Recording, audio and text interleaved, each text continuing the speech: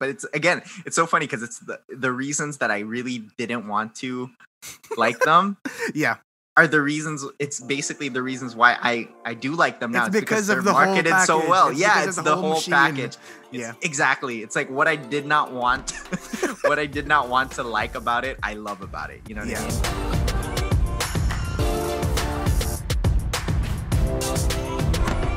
From Sand Studios and made possible by Wavecast equipment, I'm Trey Remulla, and welcome to the White Stripe Podcast. All right, today I'm joined by a musician, freelancer, bassist, everything in between. You can catch him online on his Instagram at Juice Ratilla, and he does so much different kinds of content. So you have like the K-pop side, and you have like the more serious music side, and it's just an amazing place to like scroll down and like go through. You have some art there, and if you can go check that out, go check that out. Juice, thanks for coming on. Thanks for having me, dude. Do you still Super go excited. Do you still go by the name Juice? Yeah, I do. But fun fact, my parents hate that. Why? They hate it so much. It's a cool 'cause name. I know. I find it nice. I find it unique. It's easy to remember. Like there's a million Justins, not a lot of Juices. Yeah. But I think it's because of OJ. Like they're from that generation where like that OJ trial thing was like a big thing. So I forgot about that. Yeah. So yeah. That's why? Yeah, I do. Yeah, that's why. My mom says that every time. But yeah, I still go by Juice. Some people call me Juss, but okay. I remember I met you like maybe 5-6 years ago maybe, and I didn't know your real name until like a year after I met you. Yep. Everyone's just like, this is Juice, and I'm like, hey, that's a great name. I'm gonna remember that name. It sticks. It does. Yeah. So like, it works. When I used to see you play with like Value Meal, which was like what 5 years ago maybe. Oh man, yeah, about 5 years ago. Crazy. Yeah, because like that's around the time that I met you. You were already performing with Value Meal, and I remember that time because I was just like this guy, I don't know his name, like his real name, but like everyone calls him Juice, so I'm just gonna stick with that. Yeah. And then here you are now, and you're here we are. You're still 2021. 2021. Yeah, still Juice. Still Juice. How has 2021 been for you so far? It's been good. Just blessed to be healthy and to have a roof over my head. Honestly, yeah. It's been, I mean, this last week has been crazy. I feel like so many people I know personally have been, have gotten it. So it's quite intense. But you're doing fine? I'm fine. Yeah, I'm fine. Well, me and my parents were healthy. All right. We're good for now. So yeah. What do you do on like a normal day? It depends. Okay, so right now I am actually a like you said, I'm a freelancer. Yeah. So I do freelance work, and that extends to anything. Yeah. So I actually do a lot of graphics. Like a lot of graphic works. I've been doing some for some companies, as well as illustration stuff.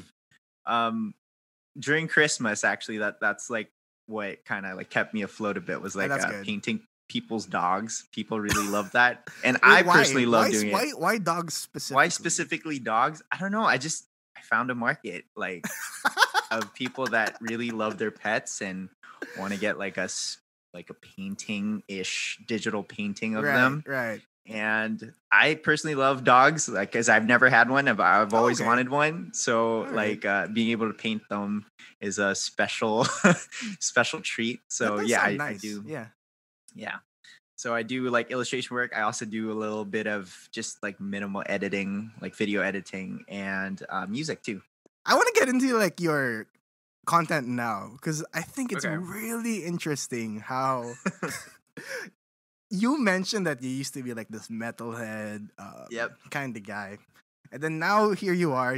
If you go onto your Instagram, you will see K-pop, you will see everything under like the pop sun. I find it really interesting. How did you like go there? Man, okay. So, I honestly, like, if you asked me even last year, like January, like, wait, it's not January, it's March now. In March. Goodness. March last year. like 2020, do you like K-pop, Justin? I would say no. Yeah. Like straight up, like no. It's like, would you give it a try? No. Like I was super like, okay, K-pop, okay, I get it. I get the appeal for other people. For other people. Yeah. That's just I'm just not the target market. Yeah, exactly. So I've always been kind of like against it. Mm. Honestly. Like more like that's for other people. I really don't get it. That kind of thing. Yeah. Like, almost having like a negative outlook on it. But quarantine happened, and you have a lot of free time. Yep. And it was one ad on YouTube for the Blackpink Netflix documentary. Okay. Yes. Yeah. Yeah. The Blackpink Netflix documentary came out. Like, just like, I forgot what I was watching. I was probably watching some other music thing. I don't know how the YouTube algorithm thing works, but basically, they thought that I'd be interested that Blackpink had a Netflix documentary coming out, and I knew some other of my friends were like talking about it. So I was like, okay, well, I guess I'll like look. I'll give it a shot. Like, I've never really actually tried, Yeah.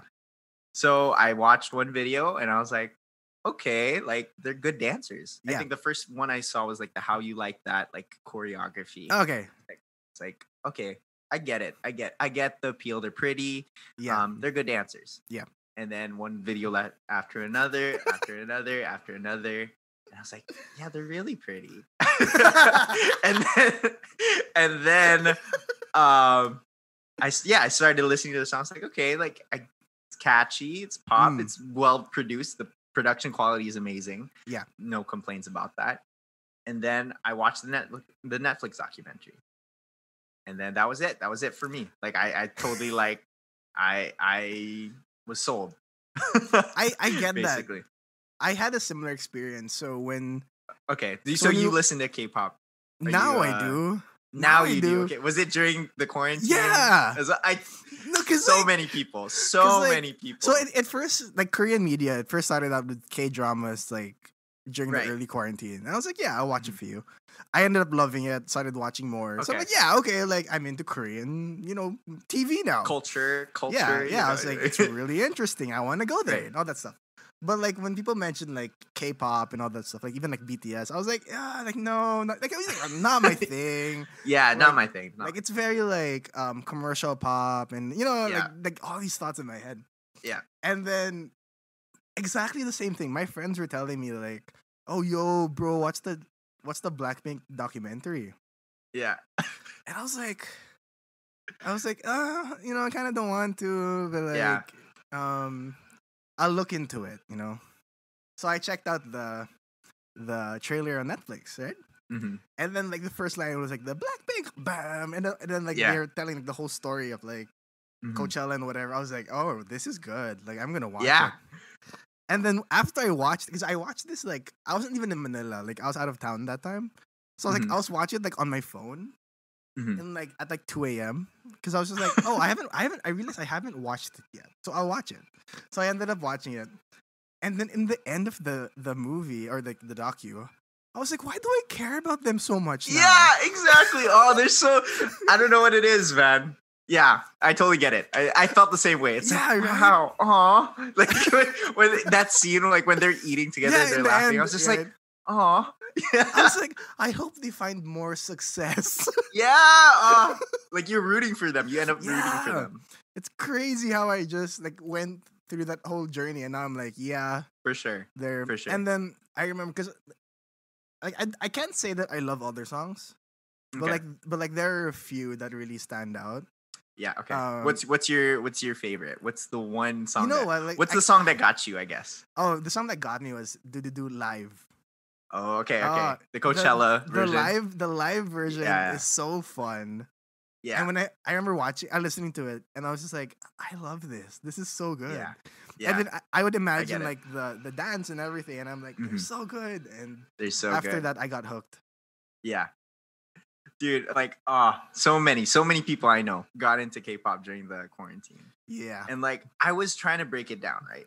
Because like, honestly, okay, so all the reasons I didn't want to do it, right? Like I didn't want to get into K-pop or anything was like, it's like, so this was my perception Yeah. of the K-pop industry. It's like, okay, they're just dolls that are, you know, like Yeah. they find these attractive kids that with talent, and then they write songs for them and they perform, and they're basically selling them, you know, their products being sold, whatever. So I had these, they're not real artists or whatever. They're not the ones creating, like, I could never back that up. I could never back that up.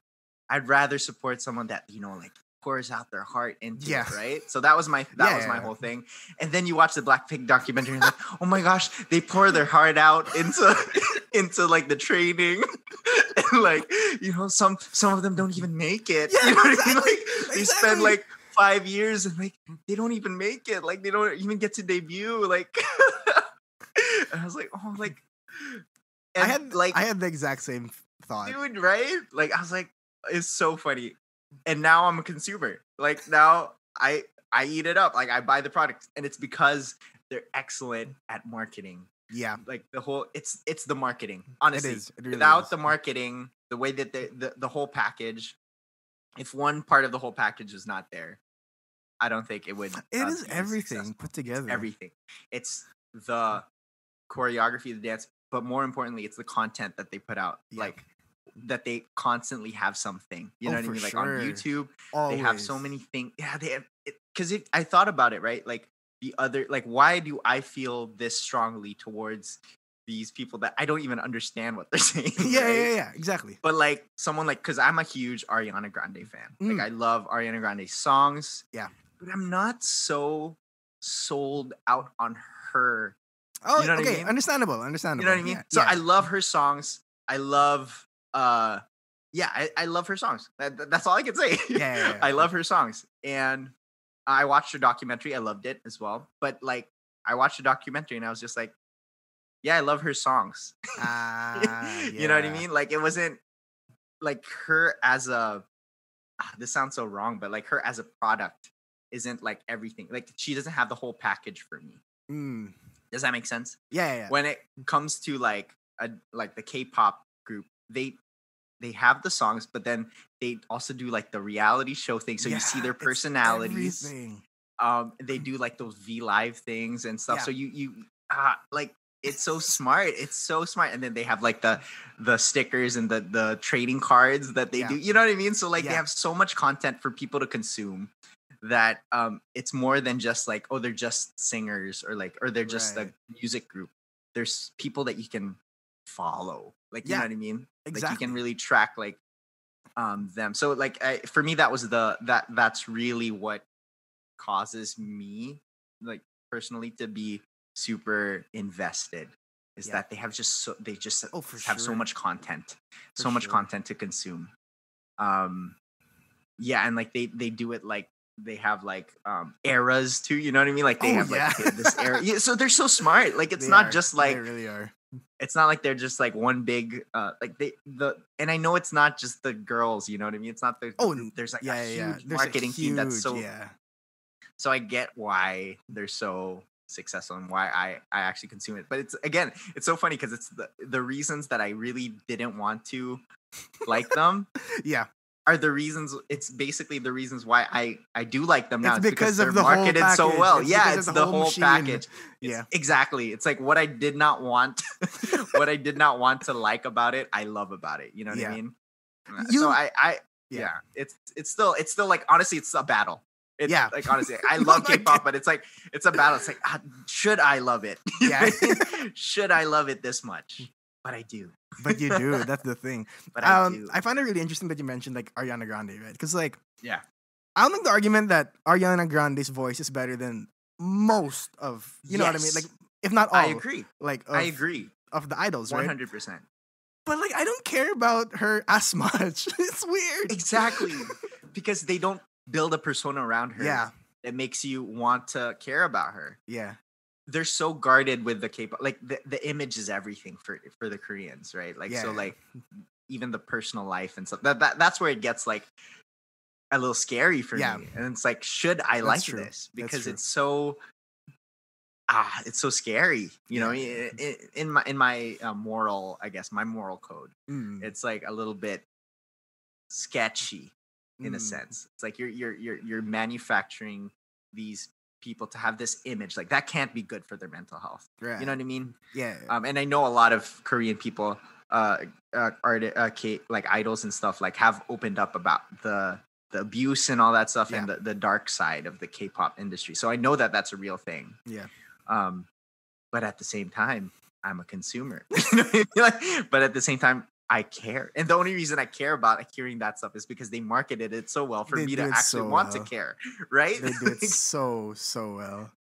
So yeah. So and then when did you start like playing on top of it? Yeah, like it just came natural because I think before I did the K-drama thing, I was sorry, not K-drama. Before I started like doing K-pop covers on my Instagram, I was doing I was toying around with like short music stuff. Yeah, it was the height of quarantine. Like people I had a lot of free time. I needed a creative outlet because I was getting burnt out at work.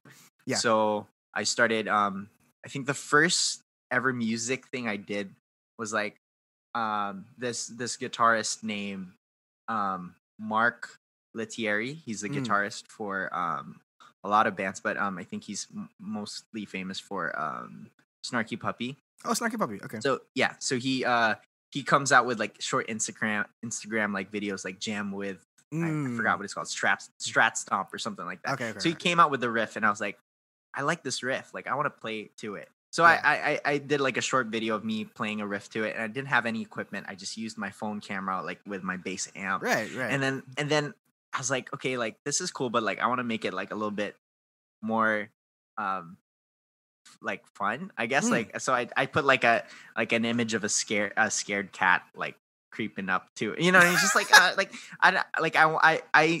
liked playing it and I enjoyed like making the video like of me playing about it, but like it's not like that visually appealing. There's no visuals that like really grab you, like and I'm not, like I said, I'm not like an amazing bassist. Like I don't think that I'm like a good bassist. So like for me it's like I just enjoy playing bass and I'll make it fun to watch too, I guess. So that was like my first video I put out, and then I was like, okay, I can kind of get the hang of this, like editing, you know, playing bass. And so the next one I did was like a short like 15-second thing of Justin Bieber's what song is that?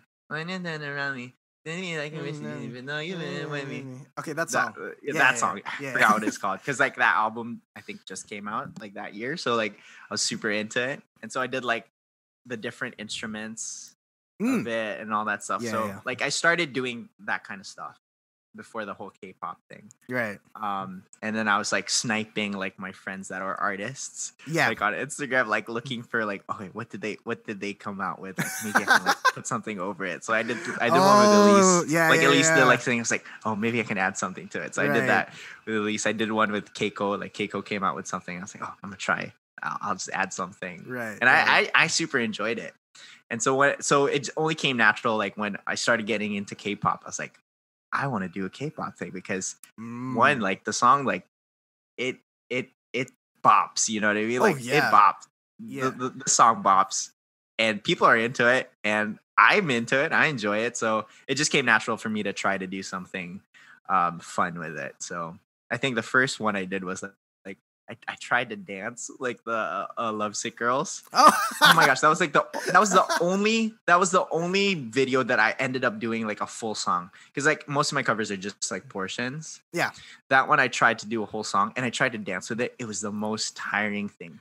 I bet. Like, because like it's, you know, like what you see on Instagram, it's not like one take, dude. It's like thousands of not thousands, but like it's a lot of takes. It's a lot. Yeah. It's a lot of takes. It's a lot of trial and error and all that stuff. Right. So like that was the first full song I think I did, and then like the last I was like, I'm not doing this again.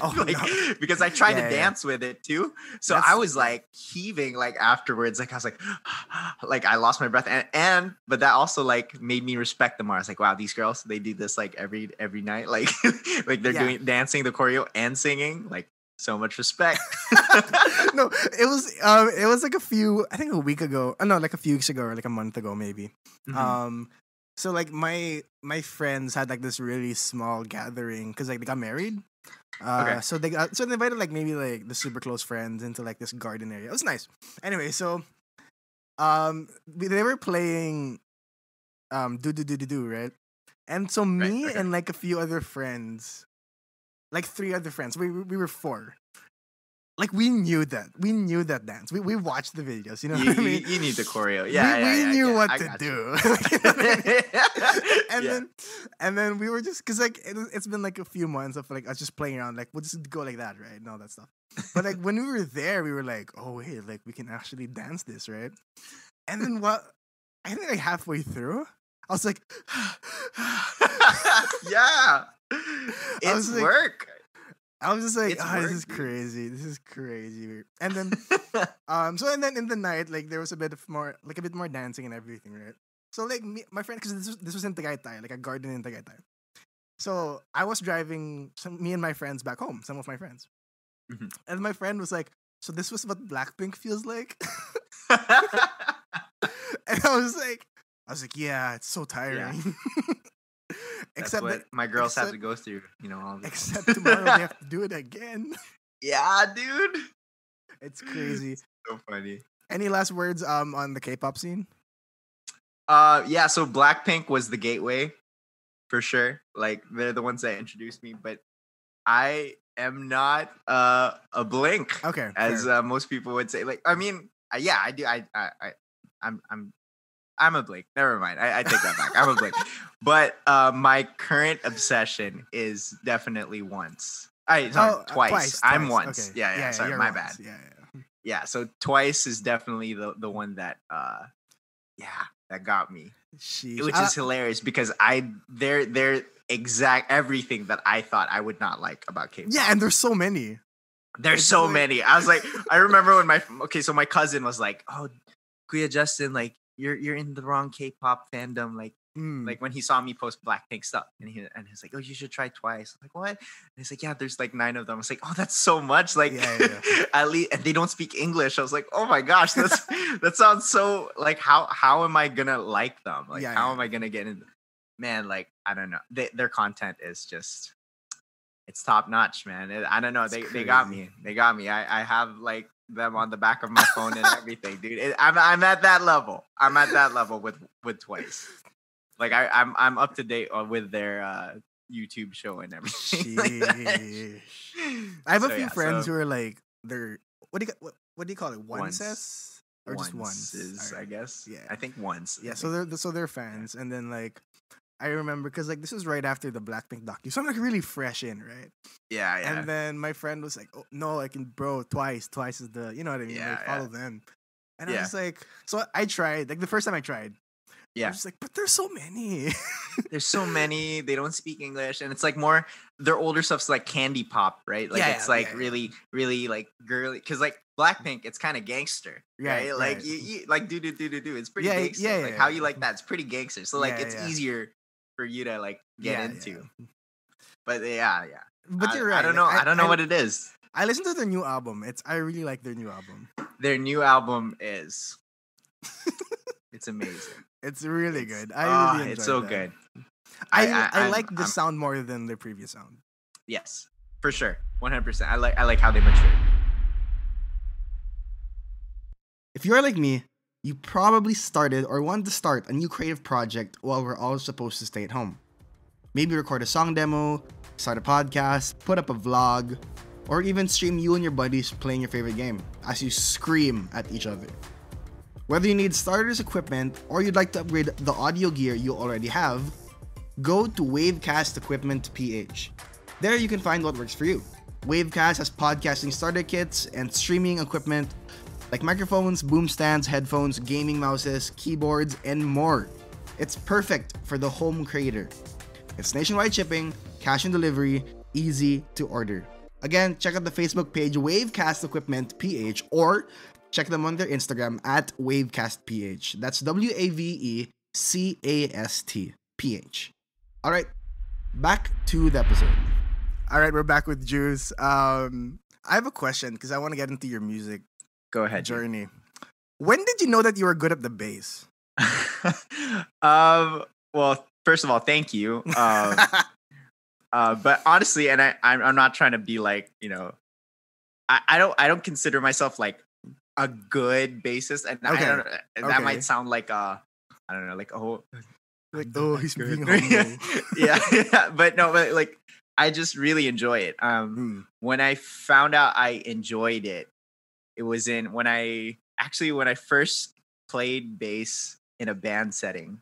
Yeah. That like it was, I think a lot of bassists that I know of became bassists not because it was the first instrument they wanted to do. Yeah. It's usually like for me, like for a lot of people, they're guitarists Mm. and someone needed a bassist. You know what I mean? And so that's Like, exactly how I started. there's too many guitarists, and you're just like, yeah, Yeah. I'll pick up the. No, I relate I to mean- that because when I was in high school, I learned the bass, and Oh yeah, okay. it's for that reason because Right. like Someone no one, needed a bassist. no right? one else, and also because my dad plays the bass, so it's like it fit Oh, okay. anyway. But like It's in the blood. Because when I was there, I was just like, no one else plays the bass in my batch. Like that's what it felt like. You know what I mean? I was like, I am Right, a right, right. commodity. Oh, so you like that? Like you like the feeling of being wanted? Like Yeah, because there were like 3 bands, and then they were like, hey, we need the bassist. I'm like, sorry, I already said I'm scheduled with the other Nice. band. And I don't think I was good. Like I just knew how to play, and I had one. So But you're the only bassist, so yeah, so did you feel that way?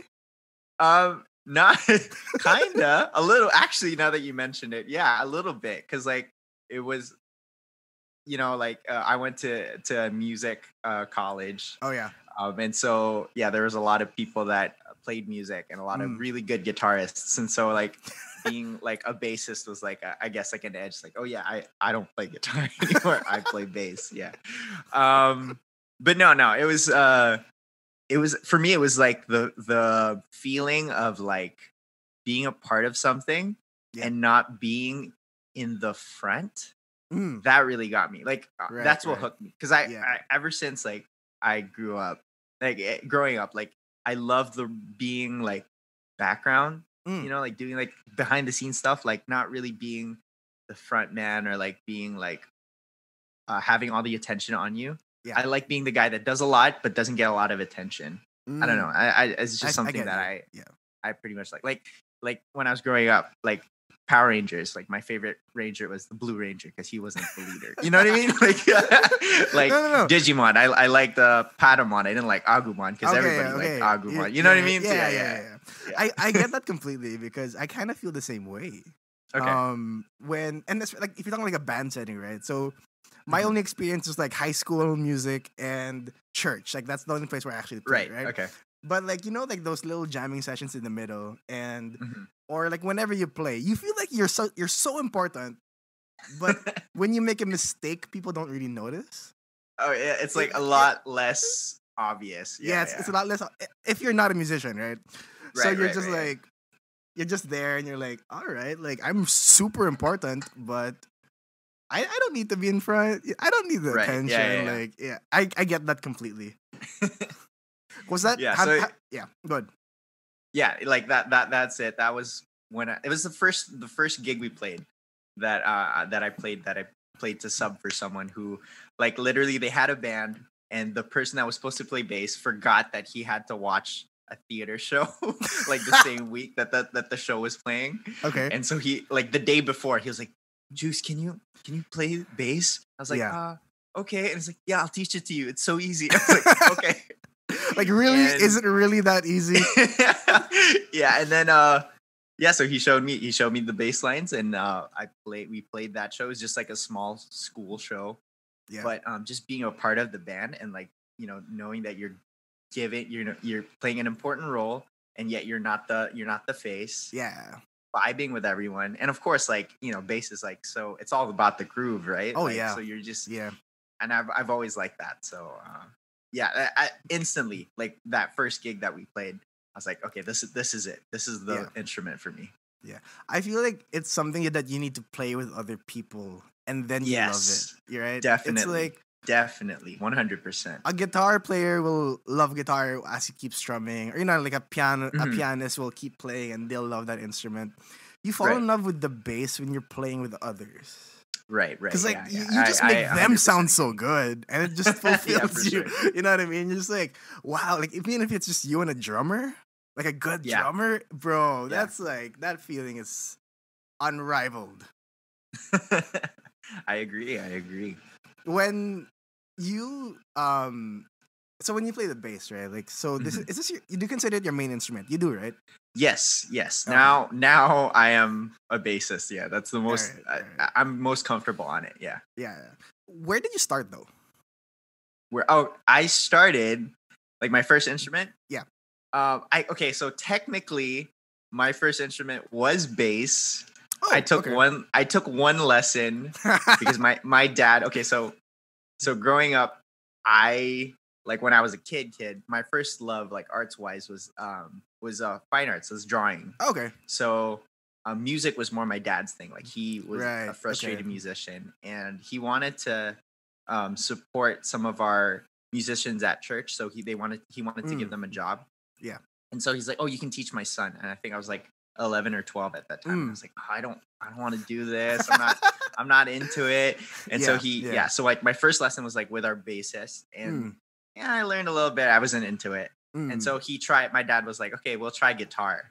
So I did guitar. I think I did a couple lessons, and I totally did not learn anything. Didn't want to touch it. Yeah.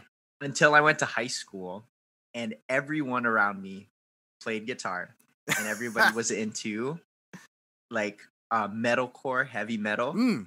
Okay. And so like power and I chords was galore. like, yeah, Yeah. like max distortion, like screamo, that level of heavy metal. And yeah, I know, being a 13-year-old and everyone around you is listening to that kind of music, you're like, yeah, I like that.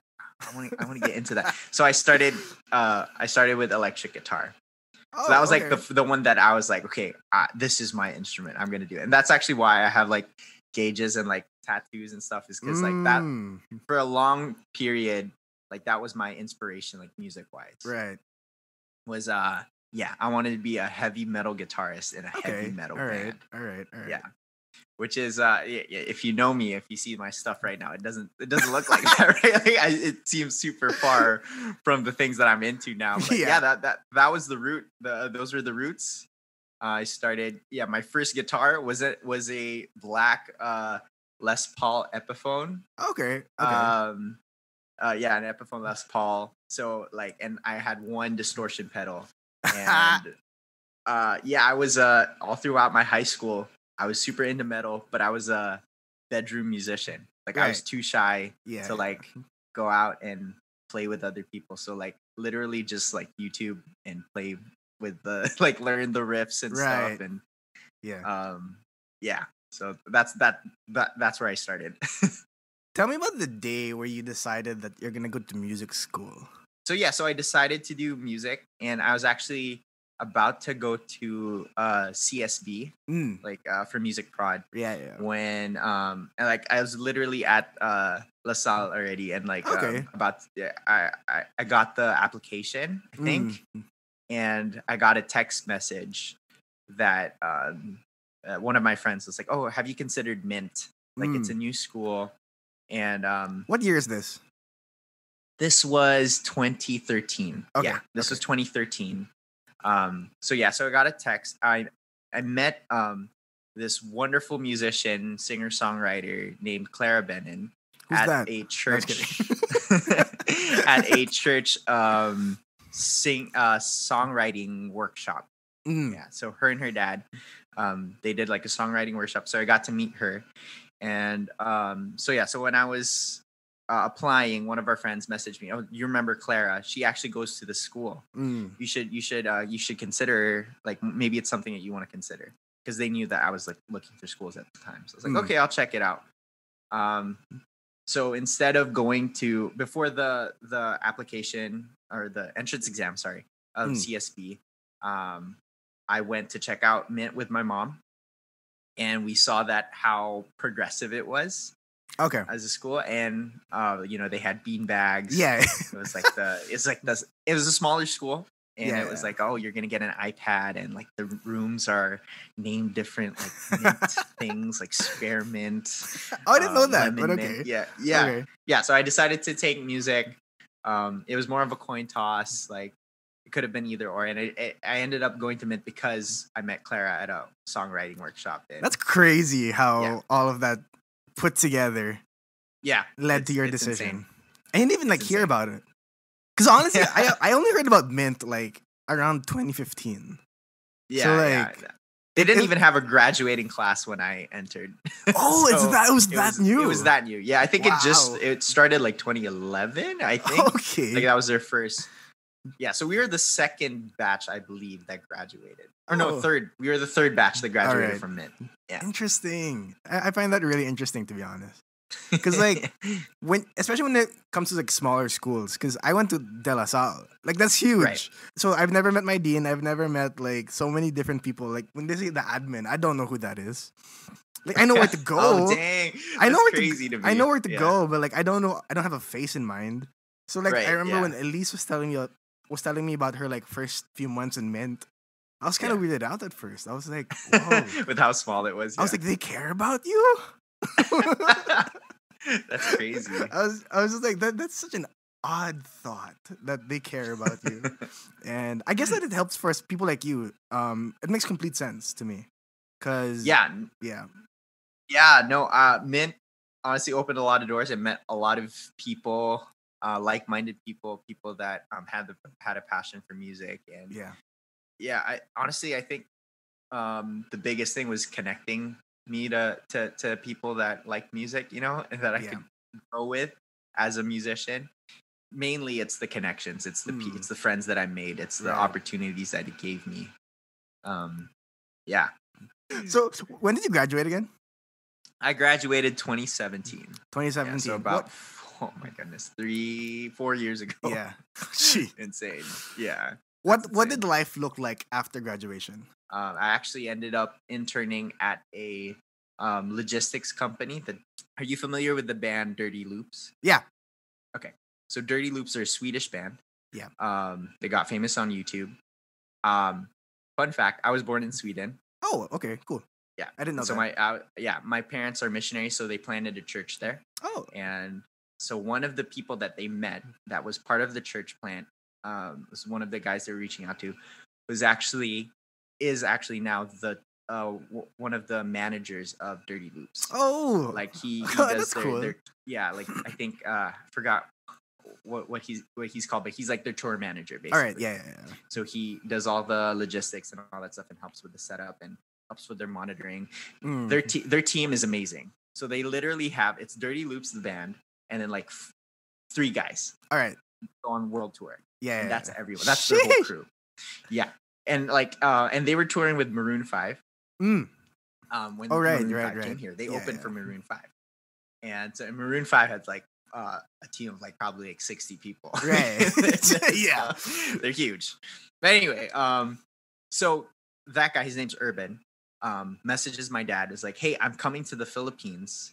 I'm coming with this band called Dirty Loops. I want to meet with you guys. I'll get you tickets, you and your family tickets. And I was a huge Dirty Loops fan. You go. Yeah. And so I was like, oh my gosh, this is insane. And I was a huge Maroon 5 fan too. Yeah. So I was like, oh my gosh, this is insane. I'm so excited. I was in Mint at the time. I was so excited I get to I knew that he was gonna get us backstage passes. So I was like, that's so sick. Oh. And then my dad told Urban, he was like, oh, that's so cool, thank you so much. My son's actually he's in music school and doing all this. So I was like, oh, that's awesome. I'll get him to does he want to help? I'll get him to work for us. Oh, for that show. That's cool. Yeah, Okay. So I got to work that show. He brought me backstage and I got to help set up the drums and all that stuff. And he taught me everything.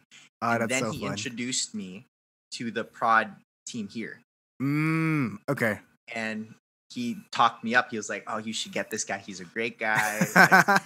He's in music school and all that stuff. And so I got contacted with them and they were looking for interns. And so okay, well, so I got connected with them through that. So this company is called AEDI. All right. And they're the logistics company, but they work a lot with this production company called MMI.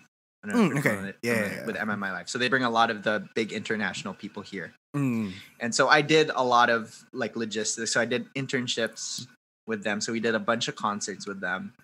My first concert with them ever was Sam Smith. Oh, all right, Yeah. that's fun. And so I did like logistics for that. And so during that time, Yeah. I was already playing with it because it was an internship, but I knew that they were also looking to hire. Yeah. So okay. they were actually like interning me so that I could be full time with them. If Yeah, that yeah, makes yeah, sense. Like yeah. that was Like, actually they could kind of absorb like you in. Kind of, yeah, basically. Because they were already paying me, so I was like, okay, okay, this is great. Yeah, there you go. Sweet. And it was not bad at all, like what they were paying me, and so I was really considering it. I was like, okay, this is it for me. So we did a bunch of shows. One of the biggest show that we did with them was during my time was Madonna. So when Madonna came. What's that like? That was a 2-day concert. So that was insane. That was no sleep. Like we barely sleep. What's it like preparing for Madonna?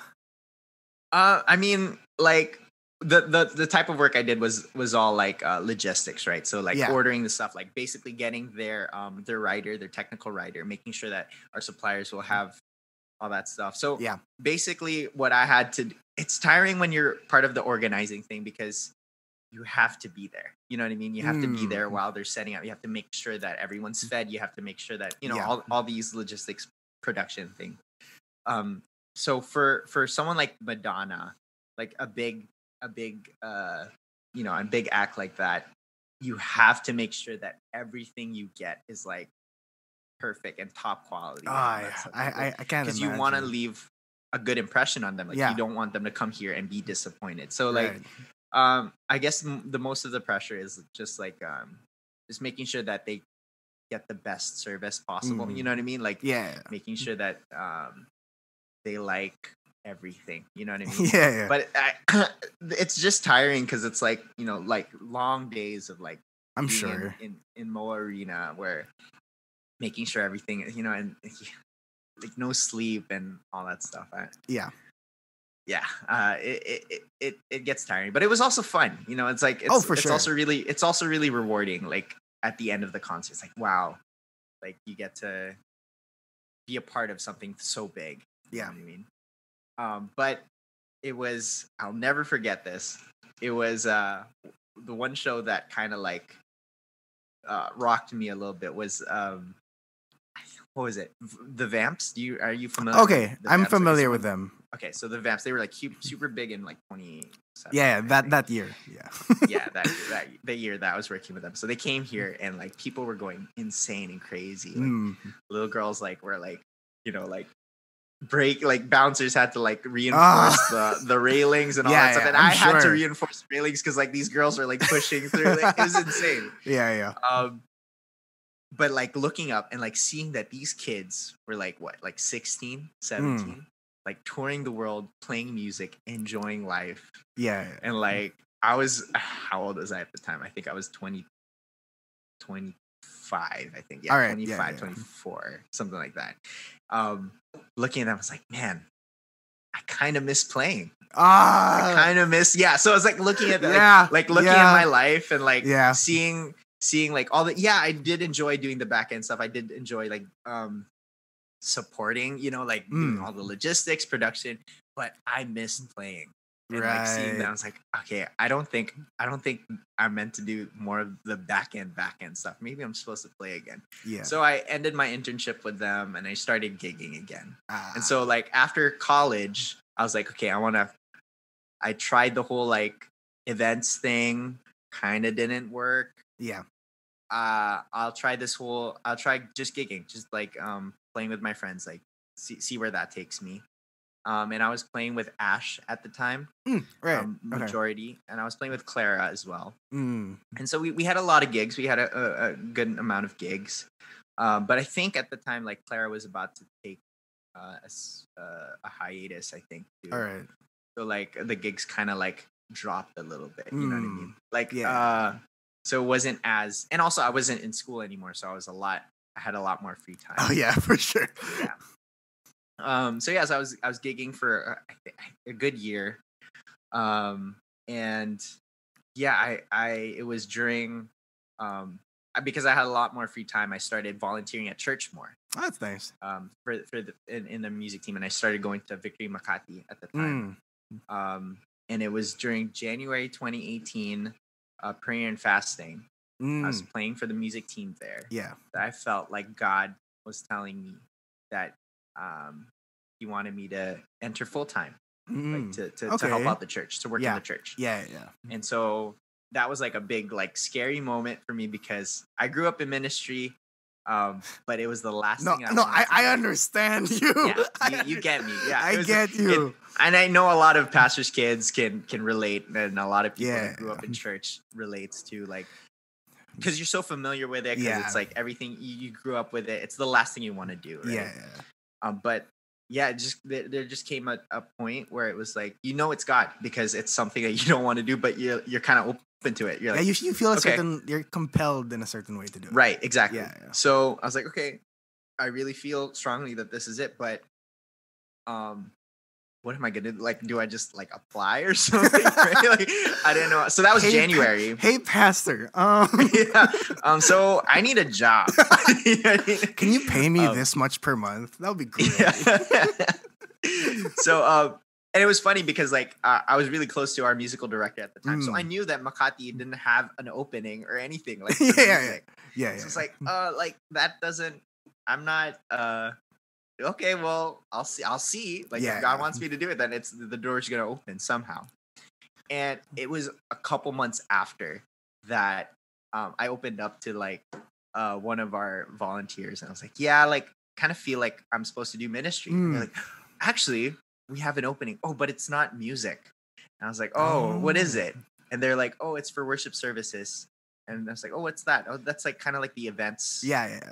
The events of the church. Like, they do all the volunteer management and do the events. It's like, oh, I have experience in events. Oh, that's right. Yeah, because of the whole thing. It's like, I'm actually qualified for that. Yeah. And so, and I found out that the lady that was heading the department that had a job opening was someone that that was with us when I grew up in a country called Myanmar. I don't know if you're familiar with Myanmar. So I grew up in. My parents are missionaries. We lived in Myanmar, and there was a missionary girl there. Her name was Miriam, and she was like she was a teacher in Myanmar, and so she kind of saw me grow up. Oh, that's and cool. She was the head of the department of worship services in Makati.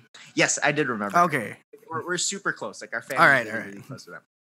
And so I was like, oh, yeah, I know Miriam. Like, we're really close. And so it kind of worked out. I was like, yeah, like, if I'm going to work under someone, at least it's someone that I know and I trust. Yeah. And so I ended up working in Victory Makati from 2018 all the way up to last year, 2020. Oh, okay. Doing worship services. So doing more event stuff. Yeah. So 2018, I actually stopped gigging. Like, I mean, I did gig a couple times, and I saw you in a couple of the gigs that I like subbed for people. But I stopped being like a full-time, like, freelance musician, session musician. I just I focused on church, and then would just gig every time I had the opportunity to. Right. I have so many questions about this process, but we're gonna go to those questions after a short break. All right, we're back, and we just talked about your story of how you got into the ministry and all that stuff. I found that really interesting because, as someone who grew up in church, it's been something that I've felt myself. I think about it, and I'm like, there were moments in my life where I hated the idea of going into ministry. It's just like, never. No, like, I'm never gonna do that. And then there were also moments, like, actually pretty recently, where it's like, I don't hate it. Is that something that you felt as well? Yeah, definitely. I think a lot of it has to do, honestly, with this sounds so, like, sounds kind of cliche, but, like, as you grow older, you know what I mean? Like, you're just, like, more open to anything, you know what I mean? Okay, fair, just like, you're kind of like, okay, I'm older, like, well, maybe it's not as bad as I think it is. You know what I mean? Like, you're just kind of, I guess, in a way, like, more, I just became more open to the idea. But also because, and I think I should have maybe made this a little bit clearer, what got me back into music was actually doing worship music. Oh, Because okay. yeah. So so again, just to backtrack. When I mentioned a while ago, I took a 3-year gap year Yeah. after high school. So again, my state of mind leaving high school was like, I don't know what I want to do with my life. Mm. Like I don't like I love music, I love arts, but obviously I was a little bit of a pessimist, I think, at the Okay. time. Yeah, Like yeah. so like my mindset was, yeah, I like music and art, but no, it's impossible. Mm. Like there's so many talented people that don't make it. Yeah. Why even try? That Yeah, kind of thing. You know what I yeah, mean? yeah. So I really needed like a gap year. So I ended up working with this missions organization called Youth with a Mission in Okay. Hawaii. Mm. And I only did it because it was in Hawaii. And not because I wanted to do missions. Honestly, it was the only thing that I knew my parents would let me do. Yeah. That wasn't college. Yeah. That was because I knew they wanted me to go to college. I knew I didn't want to go to college. Yeah. There was this opportunity to do work in a missions organization in Hawaii. And I was like, well, it's better than doing nothing. Yeah. And it's in Hawaii, might as well try. Very And compelling reason. right? And I don't know what I'm gonna do otherwise. So Yeah. so I ended up working there, and like God totally met me there and rocked my world there. I think my whole life leading up to that point was God exists, but I think that's more of my parents' thing. I want to find out my own thing. Yeah. And so when leaving my home, because I was like 17 at the time after I graduated high school, and they let me like live with a bunch of strangers in Hawaii, in a community house kind of thing. Yeah. And so I was by myself. I wasn't with family or I was with strangers. And so I was by myself in this missions organization, and like the first weeks was like, just kind of like, okay, God, are you really real? You know what I mean? Like, is this you? And man, like, God's like, I'm real. And he like really like, that's like the super short, it's like a really, really long story, but basically God was like, yeah, I'm real and I love you. And I have a plan and purpose for your life. And I was like, oh man, this is awesome. Like God's real. I'm going to die here in this missions organization. I'm going to serve him here. I'm never going to college. Like that was my thing. Like, honestly, dude, like if it wasn't, I was set on like just living there and dying there, like working in the missions organization. And in this organization, we would have worship like on Mondays and Fridays. And it was just, like nothing big, like they just needed people that knew how to play guitar, and then we'd sing songs together and, worship. Yeah. And so I was one of the few people that knew how to play guitar. So I was like, okay, I'll play guitar. And at the time I was like a metalhead guitarist, but then I had to learn like church songs, like acoustic song chord song stuff. And then eventually they're like, I started singing also on the team, and like, oh, you can sing. I was like, yeah, I actually enjoy it. Yeah. And so from like a metalhead, I became like this worship leader, acoustic worship leader. Yeah, pretty much. Yeah. And I fell in love with it there. I was honestly like, wow, like music, the power of music is it's strong because of God. You know what I mean? Like, so like my whole falling back in love with music was strongly tied to worshiping God. Yeah. So I had that, and then I started getting better in music, and then I thought, okay, maybe God could use this talent somewhere else, right? Like me doing it outside of the ministry. So I was kind of like toying with that in college. Right. So going, to be very specific, the not wanting to work in church was more specifically, I don't want to work in Victory. You know what I mean? Like ministry, like I don't want to work in Victory. Nothing against the organization. No, I get it. It was more like, that's my parents' thing. I want to find my own thing. You know what I mean? So, it's like escaping the family business. Kind of in a sense, yeah. So when God was already like speaking to me about it, like with the prayer and fasting, it was like there was already an inkling in my heart that I love worship. I love using music for worship and all that stuff. And so like doing ministry is just it's natural. It came naturally after that. And I loved serving the church, and I loved Right. like helping out in any way possible, even if it meant not being on the music team. Mm.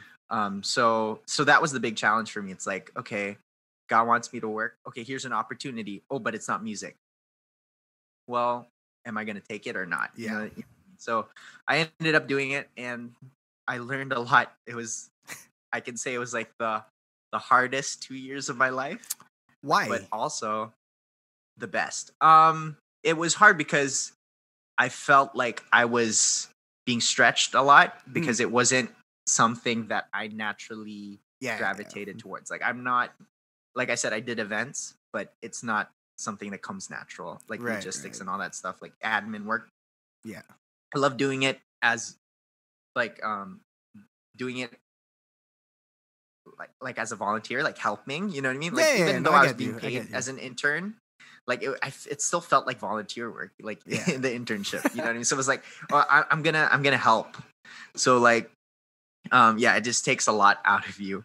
And also I think, I know there's a lot of stories of people in ministry that get burned out. Like, I don't think that that's like a secret or anything, or like something that people try to hide, because it just happens. Like, I think just like in any other work, like people get burnt out doing other things too. So I can say that I definitely burned myself out by not focusing on the right things, like just working too much, forgetting to rest, forgetting to take my Sabbath, forgetting to take breaks and all that stuff. Right. So so it was hard in that sense where like the work wise it was hard, but it was also hard because God was doing so much in my life where he was changing a lot of my mindsets, changing a lot of my misconceptions of ministry, of a lot of the sin in my life, basically, that I needed to deal with. So it was very, very difficult, but also the best, because I felt like I grew a lot with my relationship with God,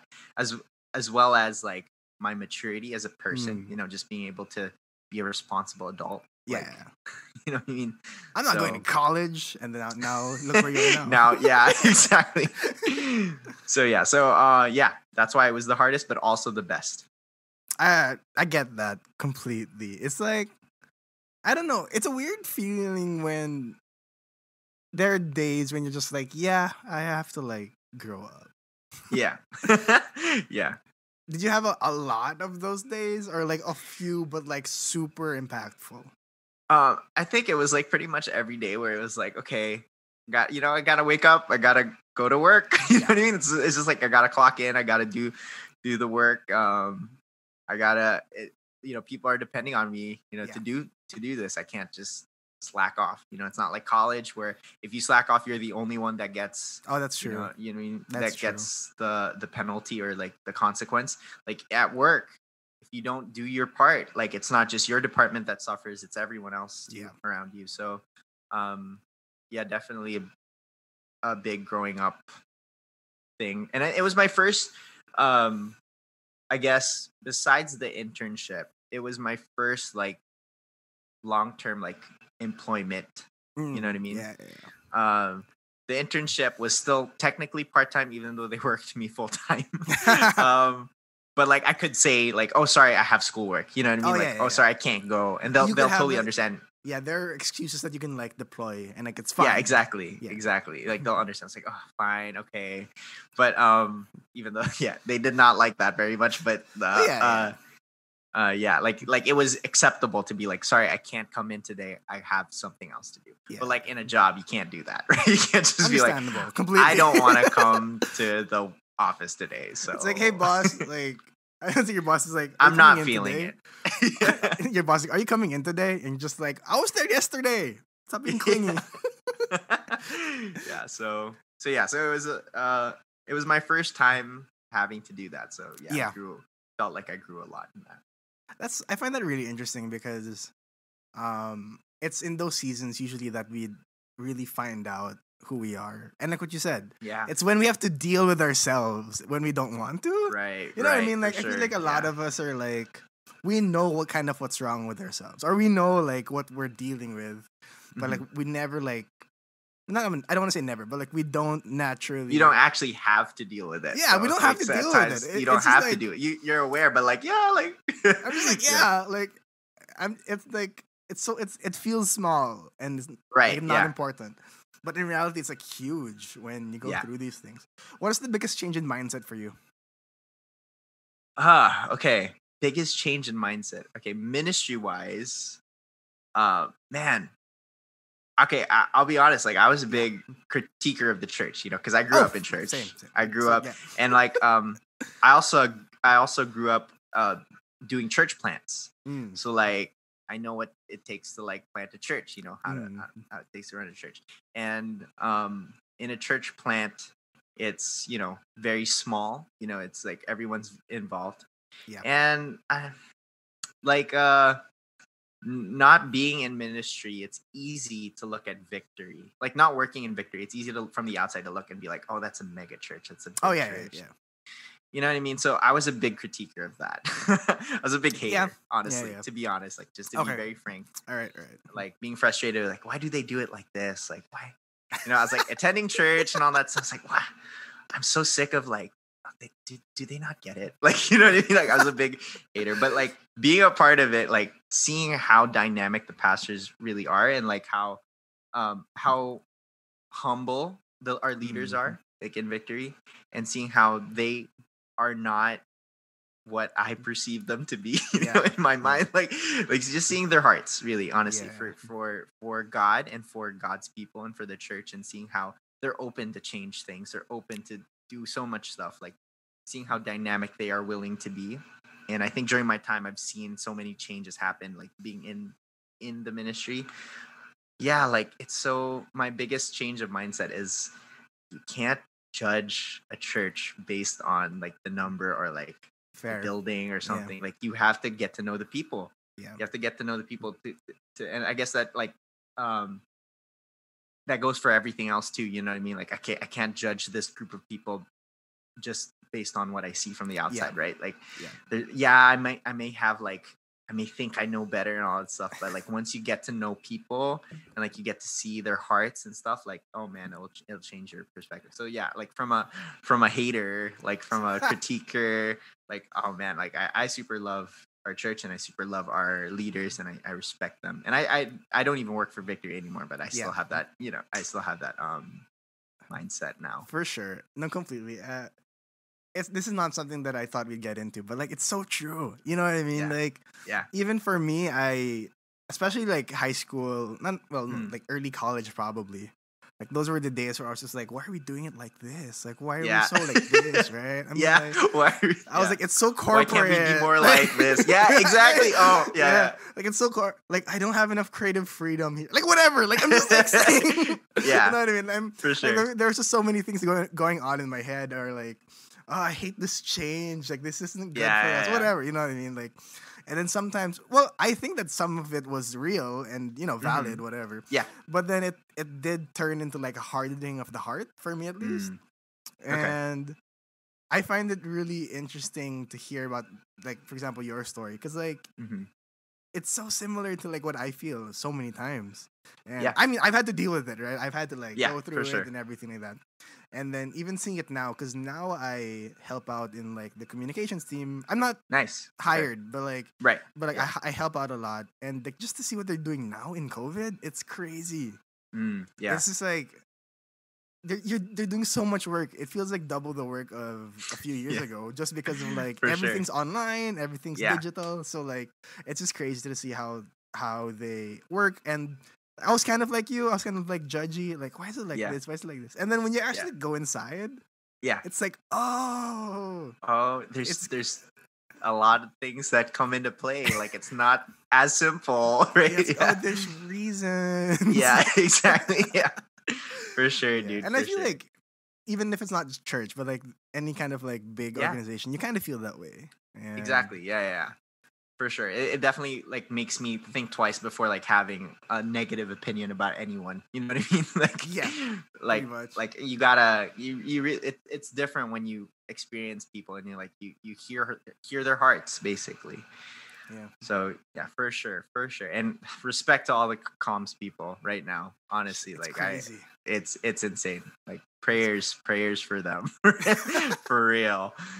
Yeah, and but like all that yeah. to say, like I also know that Victory isn't perfect, and I know that Yeah. Victory will say also like we're not perfect. Yeah. We know that we make mistakes, and we're just. But that's what I love is that they're honest and they're trying their best. You know what I mean? Yeah. So It's just it's encouraging also to see how it has, like, you know what I mean, like they're not discouraged, and they're not, like, Mm. even though like this season's really hard, Yeah. and seeing everything that they're going through, and everyone that I know who's like, especially the comms team, of course, it's like, Right. Yeah. I'm just like, you guys are doing so much work. What the heck? Yeah. It's a 'Cause, lot. like, I mean, they got to do it. Because before it would be like you have an events team and you have the comms team and then all Right. that stuff, but now it's like it's all integrated into comms. And Intercoms. Yeah. it's crazy. Yeah. All right, we're just gonna take one quick break. So for the speed round, just give me a quick answer, and Okay. if there's a story attached to it, go ahead. All right, first one. Let's keep it easy. Listen. What are you listening to right now on Spotify? Oh man, it's all. I have a Spotify playlist called "Oops, I'm Obsessed," and it's all K-pop. It's all K-pop. Recently, I've been on the whole IU train. I don't know love if you IU. know I IU. Yeah, love so I IU. super love IU. She just had a song that came out a while Yeah. ago on YouTube. Yeah, Lilac. But also Legion Ah. I don't know if you're I'm not familiar. familiar. Okay, so she is an amazing jazz pianist, Korean. Ooh. Oh, and her voice, it's not traditionally like good. Like, oh no, wait, that sounds wrong. It's not like, it's really cute and it's Okay, really okay. different. It's Okay, really okay, okay. different. But her musicality is top notch. So it's Korean, but it's jazz. It's new jazz. I'd like to say, Okay. like jazz pop. Okay. So yeah, so that's the thing. K-pop got me into like Korean other Right. like kind of like the Korean music scene in general. So I've been Right. listening to a lot of other stuff too. And then another Korean guy named Sam Kim. He's like Oh, R I and don't know B. either. Oh, Okay. dude, his voice is. I'm gonna check smooth. all of these people. I think you like it, like dude. later I'll tonight. link you a song for Yes, Sam please. Kim. I Yes, think you'd please. like it. All right. So yeah. Give me like your favorite small gig memory. Goodness. Okay, I guess like top of mind. Yeah. Probably okay. The first show I did in Green Hills, what's that, Teatrino? You know that Okay. it's like the theater there. Yeah. I played with Clara. We opened for AJ Raphael. Oh, That's cool. That was a That's big fun. thing for me because for sure. AJ was a big influence on me, like music wise, like growing up. Because Right. I went to high school in the States, and at the time, like it was 2009, 2008, 2009. Like the whole YouTube musician thing was like, kind of like starting. So like AJ Raphael, Jeremy Passion, all these Asian Americans. Andy Garcia. I don't know if you're familiar with these guys, but they were like I remember them. super big. So I would watch them all the time, and I actually learned a lot of like my chords watching like Oh, AJ okay. Raphael videos, right? All right. So knowing that he was coming here, he was playing, and I was able to open for him was like insane. I remember like waiting for, like, there was a meet and greet obviously like after, and I was like just waiting, like I was like, oh my gosh, I get to actually meet him and talk to him. Yeah. And I didn't even take a picture. Like I was like, Oh my I don't want to take a picture. Yeah, which was, I super regret it now, obviously. But like in my mind, it's like I want to live in the moment. I don't want it to be like, like, oh, I'll take a picture, I'm a fan or whatever. Like I want to look at him in the eyes and say thank you. So I did. I was like, you know what, dude, like, thank you so much, because like if it wasn't for you, like I wouldn't. And so I had that moment with him, which is like nice. super big. Yeah. Yeah, super love that. That's my favorite. Yeah. What was the hardest song for you to play live? Oh, there's so many. There's so many. There's so many songs that I messed up live because of how hard it was for me to play.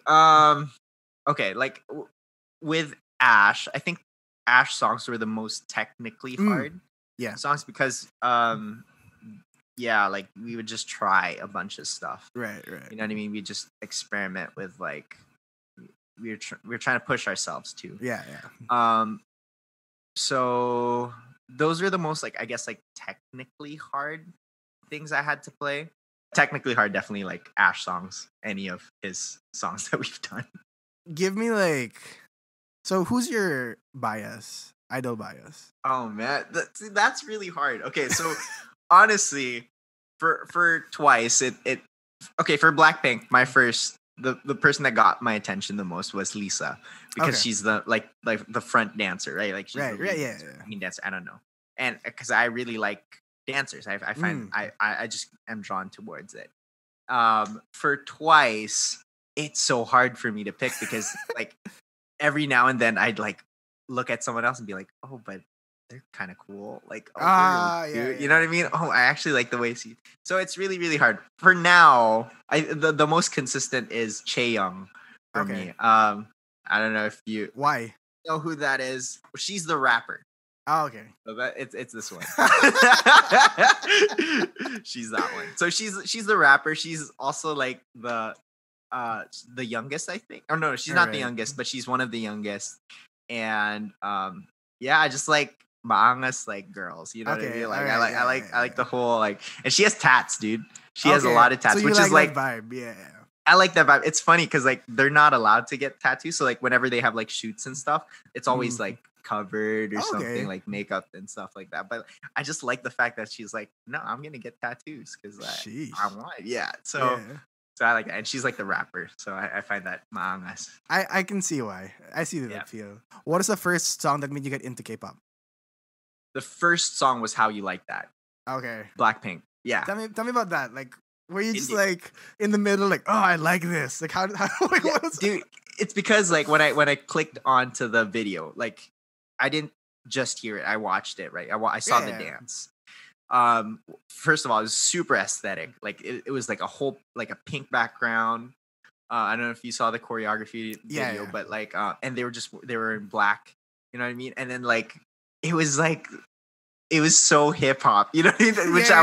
I was not expecting that. Right. I was expecting like more like twice as old stuff. Yeah, more like super candy duper, pop. Like Yeah. candy pop, like you know, like super girly, you know, like that kind of stuff. And so hearing it like being like super like kind of like like there were moments I'm like, hey. So yeah, that was the first song that got me.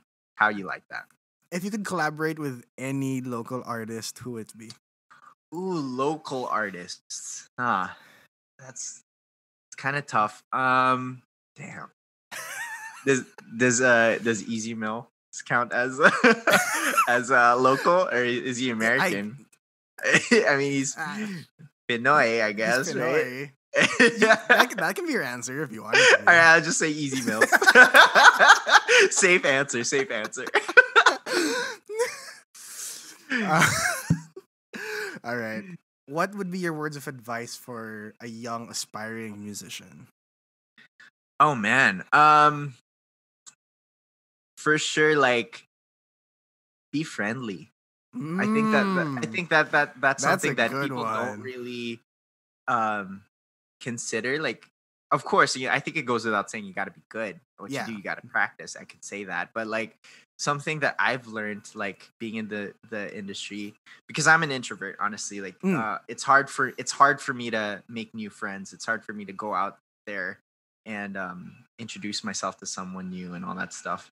But I know, but there's so much value in it, in being able to be friends with people and to be likable. I guess like to be I mean maybe not likable, but to be able to relate to people, you know, to connect with people. Yeah.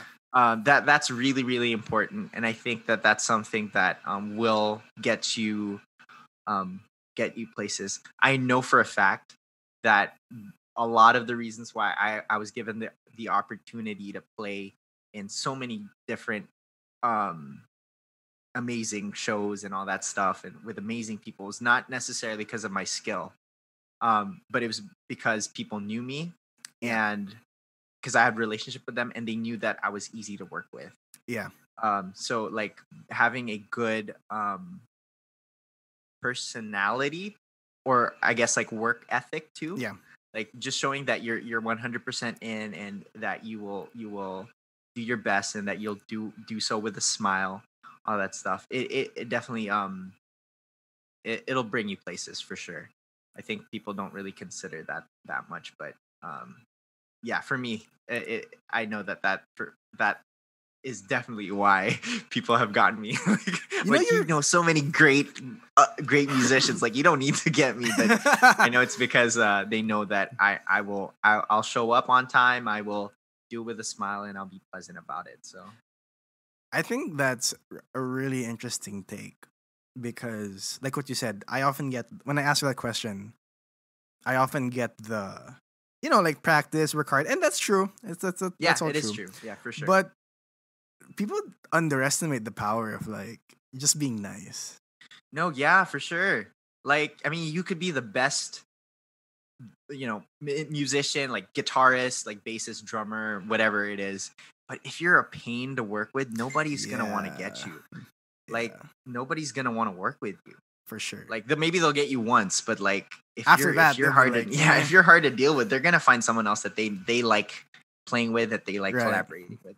So I get that because, like, even for me, I could be like the best podcast host ever, but like, if I'm, you know what I mean, like, if people don't like Yeah, me, then why would they ever if come you're on? a dick, no one's gonna Yeah.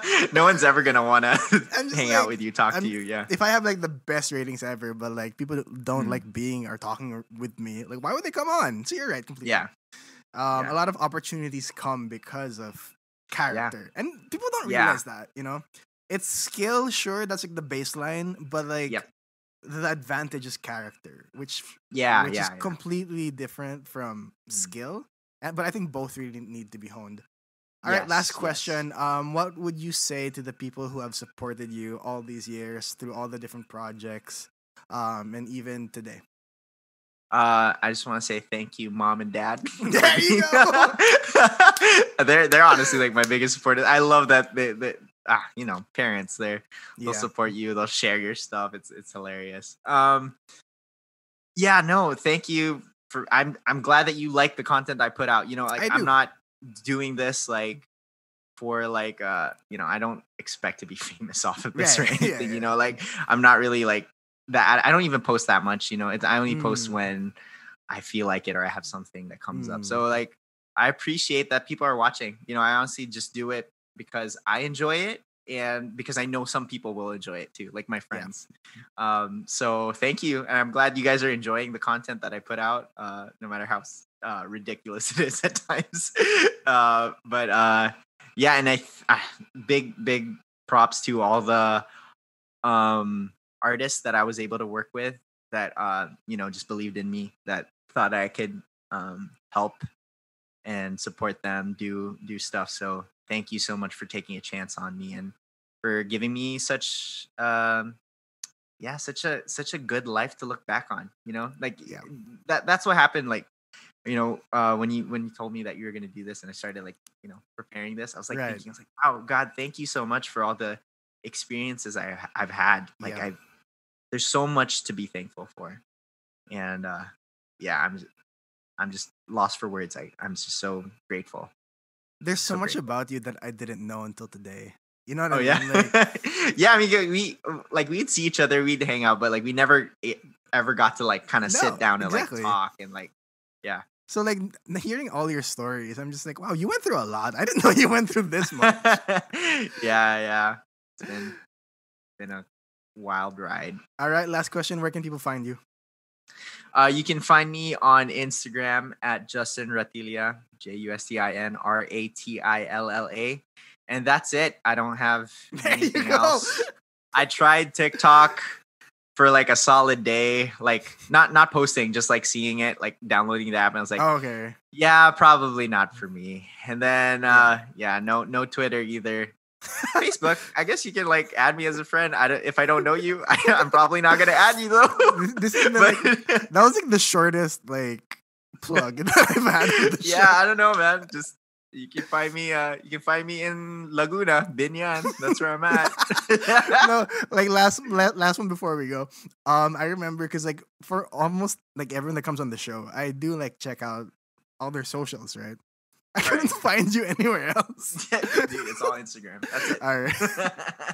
All right, check him out at Justin Ratilla. Check out his projects as well, whatever he posts there. I'm excited to see what's gonna happen in the next few years because, like, from what I've heard, every few years has something really, really different for you. So yeah, dude. We'll see where this one goes. For sure, for sure. All right, Juice, thanks for coming on. Thanks, man. Thanks, Trey. Thanks for listening. To check out more episodes, go check us out on Spotify or Apple Podcasts. And for clips and full episodes, you can check out our videos on YouTube. Just search for Sand Studios, SAND Studios. Again, for any equipment needs you have, go check out Wavecast PH. There are a few stuff on there, but there's going to be a lot more coming in the future. Again, thank you so much for listening. I'll see you next time.